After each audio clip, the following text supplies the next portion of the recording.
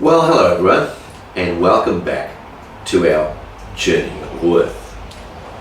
One of the things that draws me to the approach that Robin Stockett takes in his book Restoring the Shame is his profound connection between the reality of faith and the story of life.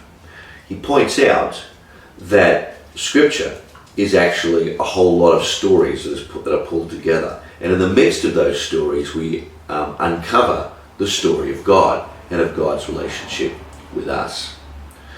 We relate to our lives very much as if they are stories, and we recount experiences in terms of stories. There is a significant disconnect very often in the way that we understand our faith. We see faith in terms of pieces that are very often inserted into our story, but this pervasive interconnectedness is sometimes absent. For example, when we talk about our relationship with God, it is very often couched in terms of forgiveness, in terms of obedience, and in terms of eternal destiny.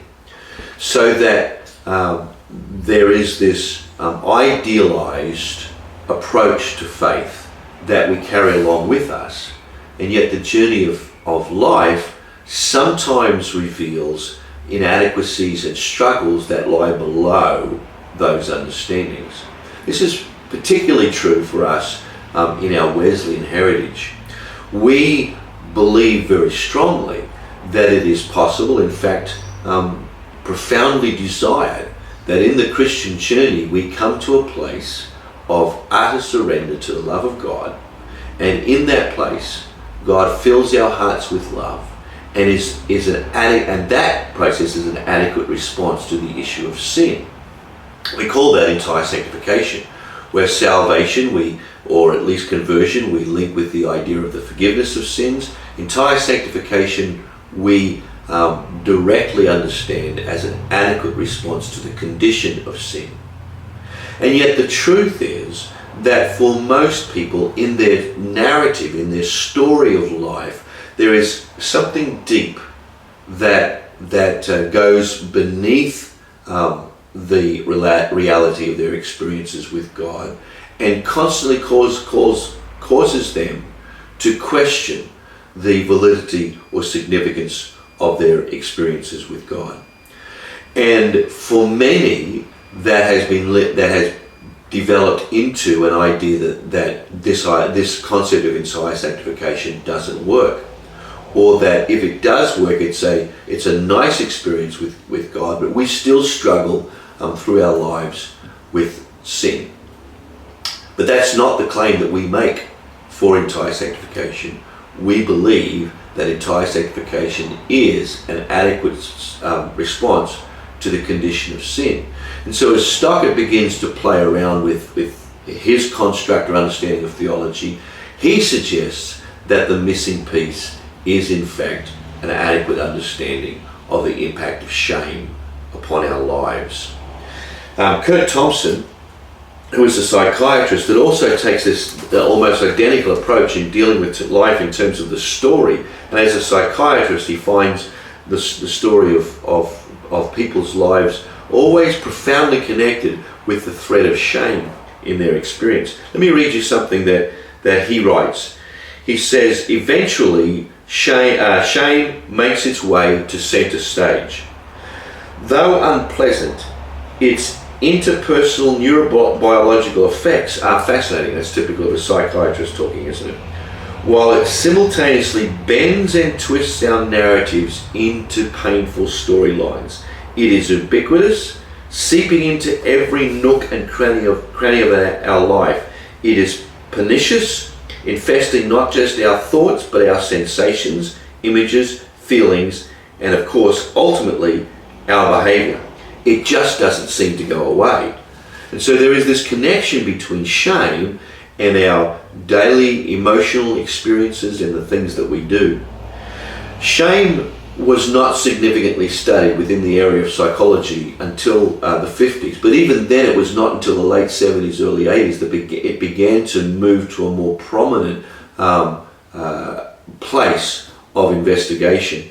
Donald Nathanson says that as one of the earlier people to struggle with the issue of shame within the area of psychotherapy, says that to talk about shame for most people is embarrassing.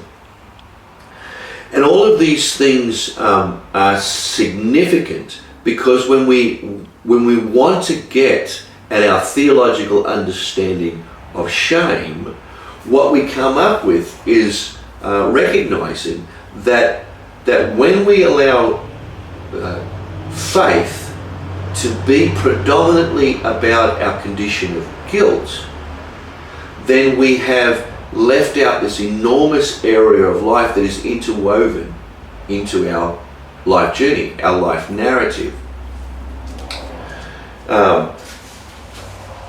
Edward Wimberley has written a book called No Shame in Wesley's Gospel.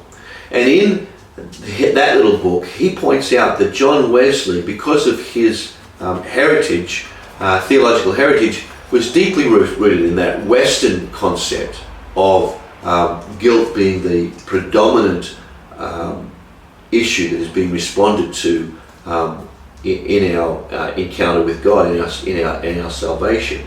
And yet, Wesley, as a profoundly Western theologian, was able to grab a hold of some Eastern traditions with their sense of healing as a part of salvation. And he was able to incorporate this idea of healing, so that when he talks about entire sanctification and the infilling of the heart with love, he has in the background the idea, this very idea of the journey of life, the narrative of life, being one that brings healing to the heart and brings healing to the life. And it is this perspective that is so incredibly exciting as we begin to journey down this road of the journey of worth. I believe that love brings worth and shame brings worthlessness.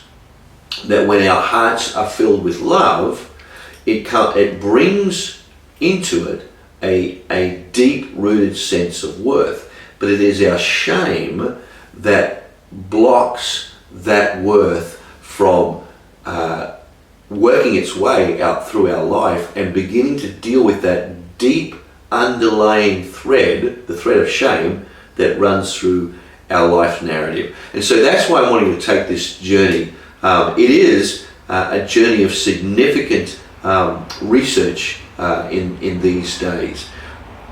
And it is one that as we begin to open our minds up to include love as an adequate response to our experience of worth and a need for worth and our experience of shame, I think we open up a whole new dimension for our lives personally, but also for our ministry as a church. So thanks for stopping by this week, and I look forward to us being together next week. By the way, for all of those people that have communicated their love and support and prayers for us during this recent struggle with our son Jonathan and the time that he's spending in prison, we greatly appreciate your words that you have sent to us and the heart that is behind them and the prayers that go along with them. I believe God is at work in our lives as a family, and I believe He's working in John's life very specifically in the midst of this situation. So thank you very much. See you next week.